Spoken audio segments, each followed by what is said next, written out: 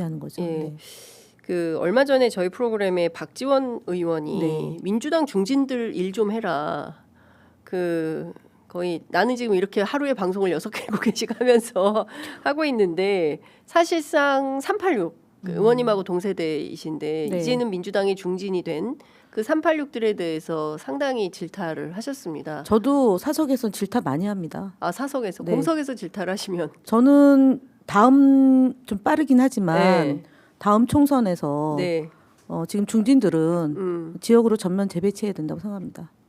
아, 보울경이든 예. 뭐 충청권이든 지금 민주당 취약한 중진들을 네, 취약한 지역에 예. 본 자기 태생이 있지 않겠습니까? 이를테면 그쪽 뭐, 지역으로 예.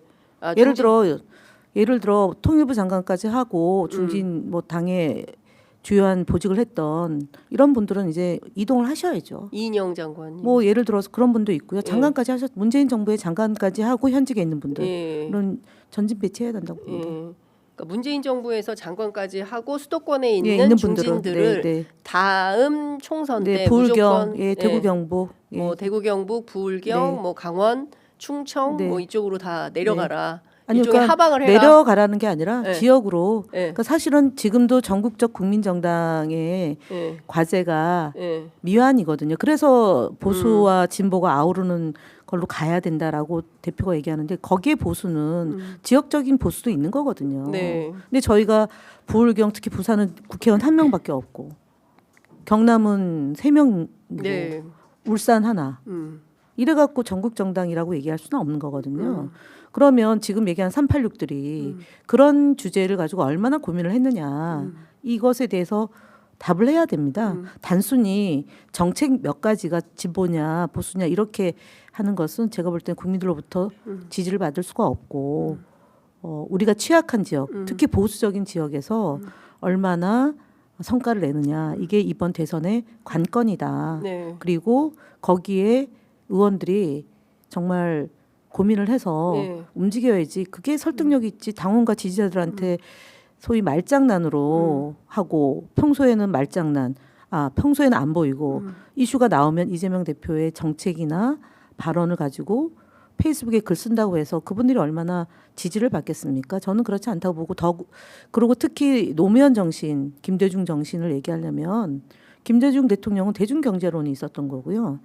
노무현 대통령은 지역주의 타파, 세종 행정수도 이전, 그다음에 부울경에 있는 인재 육성 이런 거를 그분이 만든 거거든요.